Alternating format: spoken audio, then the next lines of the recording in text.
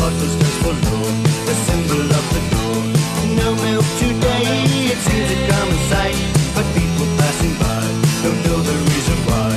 How could they know just what this message means? The end of my hope, the end of all my dreams. How could they know the palace there had been behind the door where man afraid to scream?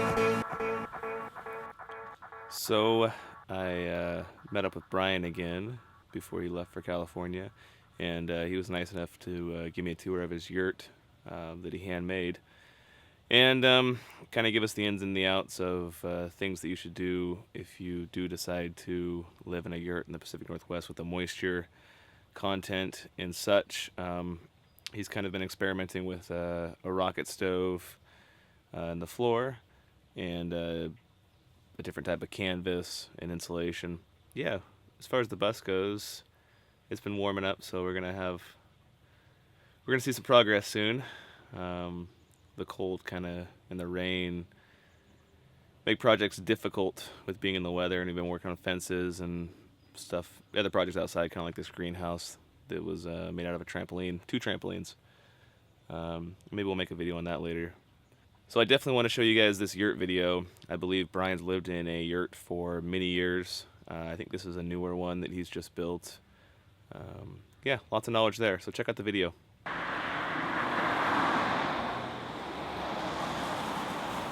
It gives me a lot of freedom. It gives me a lot of freedom to, I guess, to do the things that I need to do, that I feel like I need to do. You know, teach, not work for money to pay for rent all the time.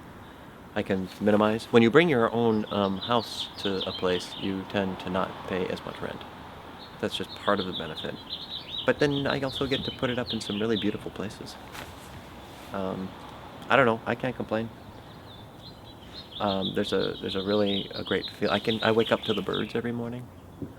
I see the sky. So it's like that's the one window, and then this is the other window. So there's only 2 windows, but each window is pointed in a direction that's really important. This is south. There's trees. I see trees and I see the sky, and that's what I wake up to. You know, it's pretty good. That's good. For permitting in a town like Portland, and a lot of towns, you have an accessory structure, and an accessory structure does not need to be permitted if it's under 200 square feet. So this is 169 square feet, and so it falls under the 200 limit. The deck needs a permit if it's over 30 inches. Off the ground? Off the ground. Okay.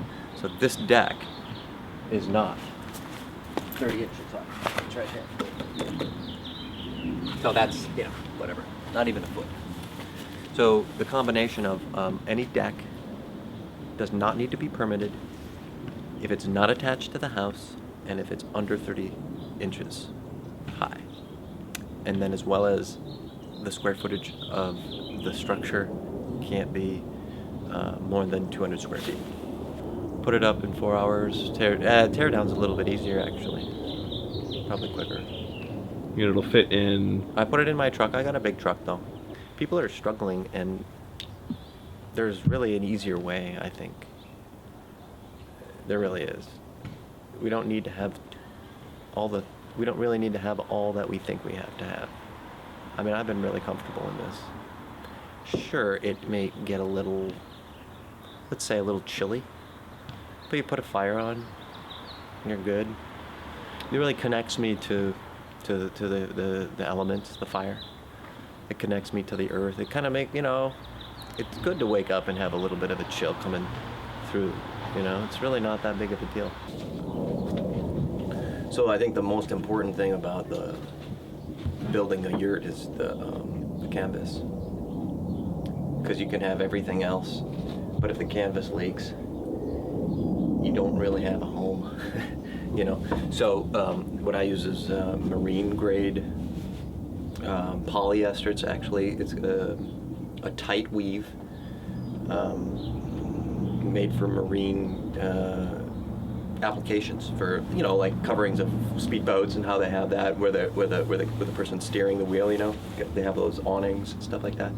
So it works really, really well. I did put a little bit of a silicone spray on it just to make sure that it worked, and it works really great. This year it went through freezing rain, went through snow. We had what? There was an epic blizzard even. There was a blizzard that we went through. It was freezing in the beginning for a long time, and then all of a sudden there was a fire. So right next to the yurt. So that blazed out at I don't know, super, super hot, and it was probably 15 feet away. It melted one of the cords, but the fabric stayed. I mean, how much heat would it take to melt some webbing? Imagine a blowtorch. Put a blowtorch up to that thing, it'll melt. But just imagine, that's how much heat you'd need to melt that cord, and the fabric didn't get touched.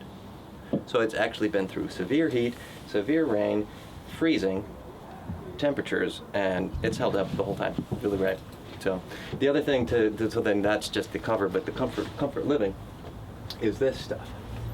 This is what you need, the felt. And this actually is a emergency blanket, and they have them at the food banks and the emergency shelters and stuff, and they give them away. And I started taking them once in a while just to see what I could do with them.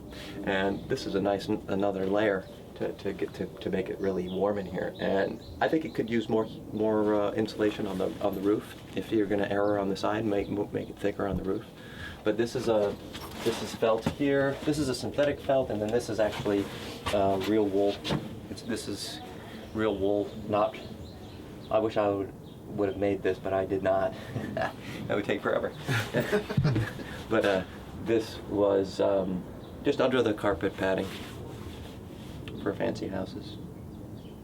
Well, or not maybe just fancy houses, but it's under the carpet padding for people who have allergies, or, you know, it's really toxic, that stuff that they put under, you know, that foam that they put under carpets, nasty Underlayment. stuff. Super nasty stuff. So anyway, it's good stuff. But Did you buy this new or rip it out of a remodel? no, I did buy it new. Yeah. And then you can sew it together and make a cone. That's what you make the roof out of. The wood, I scavenge these, but you can get these from good 2x4s and rip them. There's cherry and maple and oak, like it's super strong. I don't know that you need it to be that strong, because I think just, there's a couple 2x4s in here. Here's one, maybe. So this is one. A 2x4, you know, pine thrown in there every once in a while isn't Be gonna. perfectly fine. Yeah. But I think that you get so much strength with the little numbers. It's really neat to see it all come together. And then of course the rafters here, and I got these from a maple syrup production place in Wisconsin where I was living. Thinned out the sugar patch and got these, just peeled them basically and put them up. There was a lot of them, there's 40 of them. And each one of them is connected to these, where the khana, this is called the khana, the wall where it meets here. The rafter just goes right in there, and it's tied on with a piece of rope. Here's one. Look how thin that is.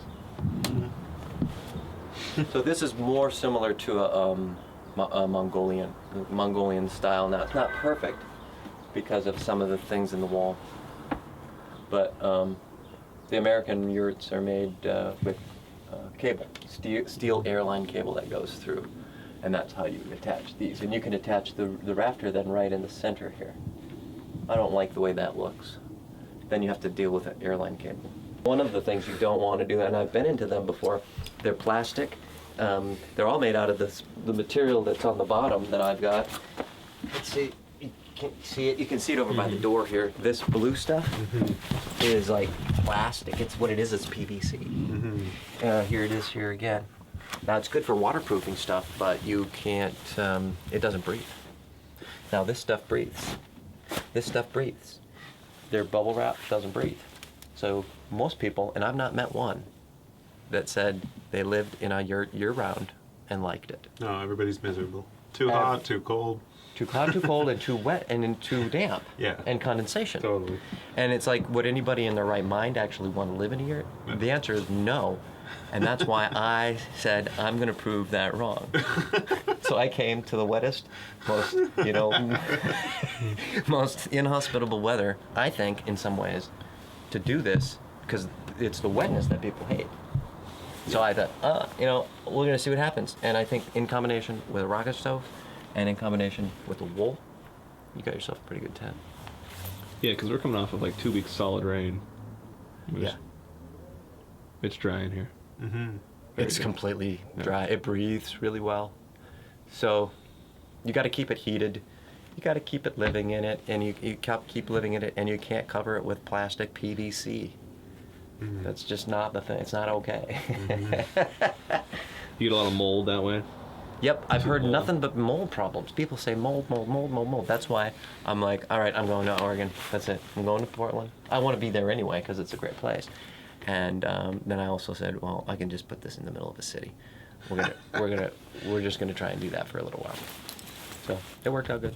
We got here's a tension band. This came from the first yurt that I made, and it is completely made out of canvas. And behind it is 2 straps of webbing. It just happened to be the design of the other yurt. Well, that yurt fell apart because I didn't waterproof the canvas, and it was cotton. Real cotton canvas, and that doesn't last very long if you don't waterproof it. I waterproofed it 1 year, thinking that it would be good for a while, but it only lasted 5 years. So I cut this up, just salvaged the one thing from it, and this is a really great band that I used for this one. So anyway, that's pretty much it. The tension band is key. It can either be airline cable, or it could be this kind of thing made out of really sturdy webbing, nylon, cordage, or this is canvas. The attachment points here, I like using the rope, which you see over here, but I didn't learn that way, and I started this way with the nuts and bolts, and they're easy to put together that way, but it's kind of an Americanized version. Put this over here. The thing,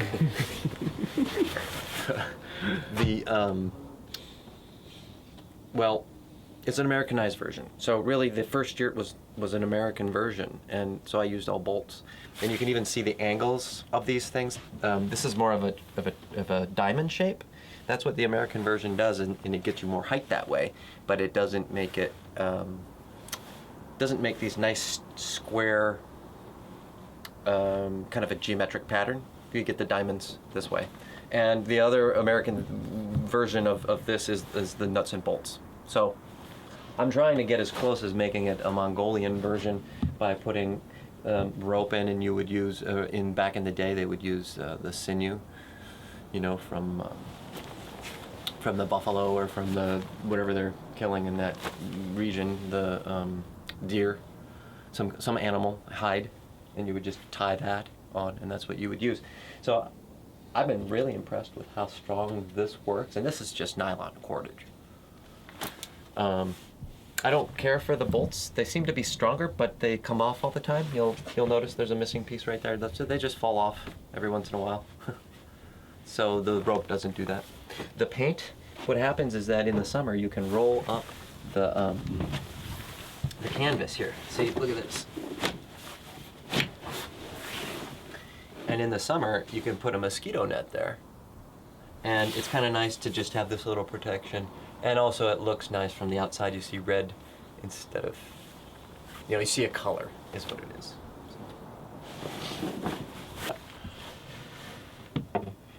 So you can lift it up. I made that metal piece, this little cup on the forge. That's kind of fun. Cut it out of the water tank, Mm-hmm. And then hammered it out. That was a good idea. It's like a patience builder every day. Oh, what kind of? A patience builder, trying to get the top in there, get it propped up, and then get the right nail to hook in the Oh hook. yeah, it's a bit of a game. In fact, you can see how far you can open it up without losing it. Do I dare do this? There's the wind. Because once I lose it, I gotta climb up a ladder to get it. Yeah, so if the wind was coming, it would just blow it right over. Yeah. typically you want to face, I've noticed I want to face this south. I got it west now because of some logistics, but if you face it south, you get a lot of light. Same with the door. The door is facing south so that you can trap in heat, and this thing traps in heat just like a car. Super great. Passive solar. And the heavier you make your building, like with the adobe here, if you have a masonry floor, if you have a cob floor, earthen floor, then that passive solar is just going to soak right into that thermal mass, provided that it's got enough insulation. You're golden for into the night. I don't have to light this but an hour, usually at night. How many stoves have you made before this one? I think, not that many, 6. Okay. Maybe a little less than 10 or so. But I made a lot of prototypes to see what's working and see what doesn't work.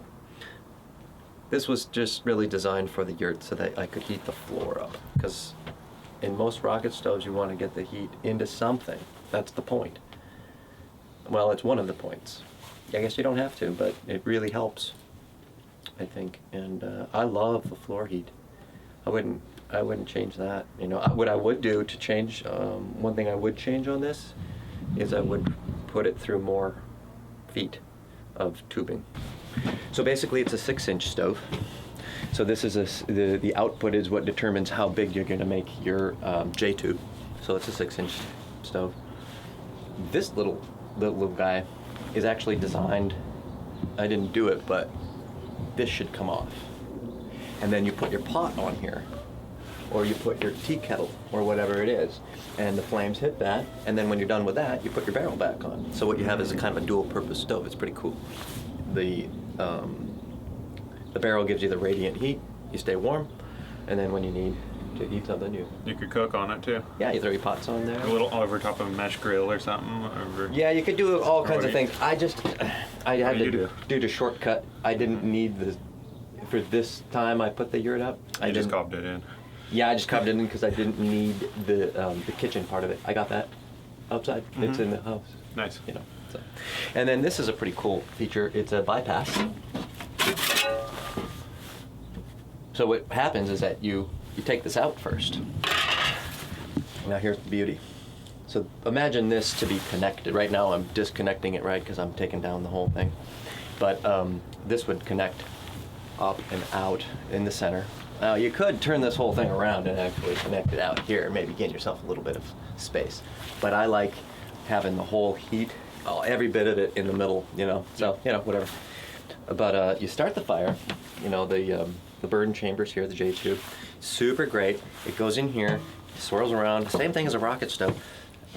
I mean, that's what it is. And then the combustion gases go down here through this channel. In fact, when you take this out, it goes this way and then up, straight out. So it's really hot. It pushes so much air through there. It's ridiculous. Do you start the fire with that You take it out. cut off, or You take it out. Yeah. That's the key to the system. Yeah. Well, it really helps because here's what happens when you have it in. So after it gets hot, and it's really roaring, right? And then the stack is starting to get You don't need to hot. encourage extra draw at that point, so you want to cut it, kind of So throttle then- down a little bit. Then you just cut it all off. This is completely cut off now. And then the gases, they can't go this way, they go down. And they go down here. And then it goes under the floor.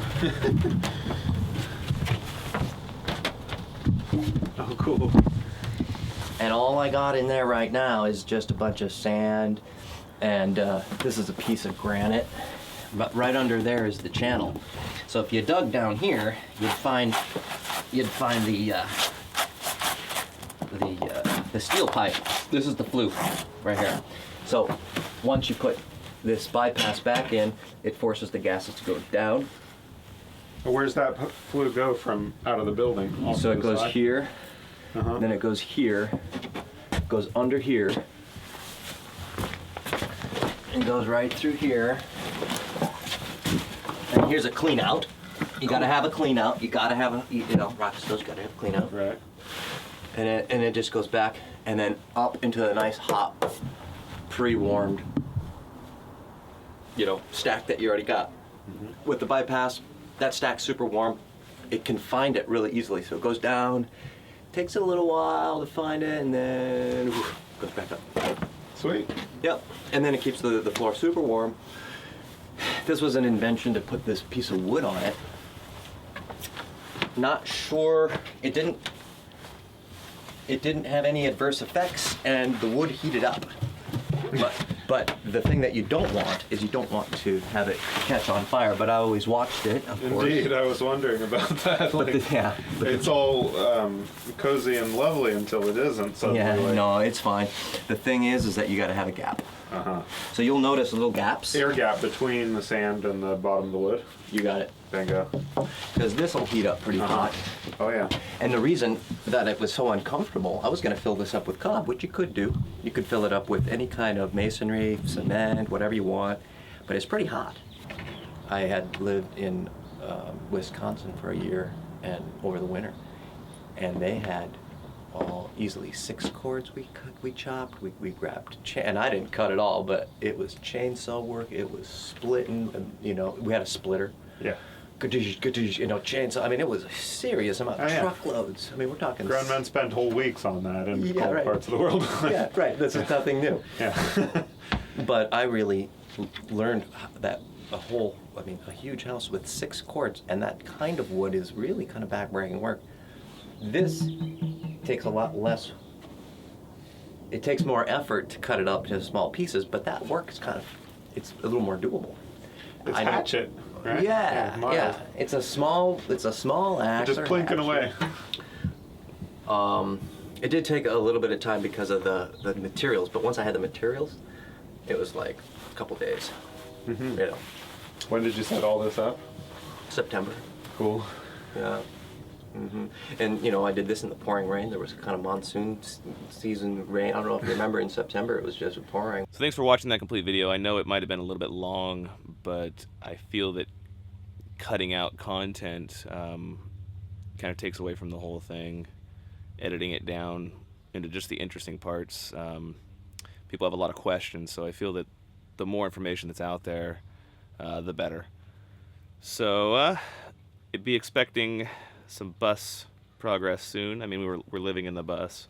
We're just doing a lot of stuff outside as the weather's warmed up. So have a great day. How could they know just what this message means? The end of my hope, the end of all my dreams. How could they know a palace had been behind the door when my love rain is green? No milk today, it wasn't always so. The company was green, we turned night into day. But all that's left is a place dark and lonely, a terraced house in a mean street back of town. But all that's left is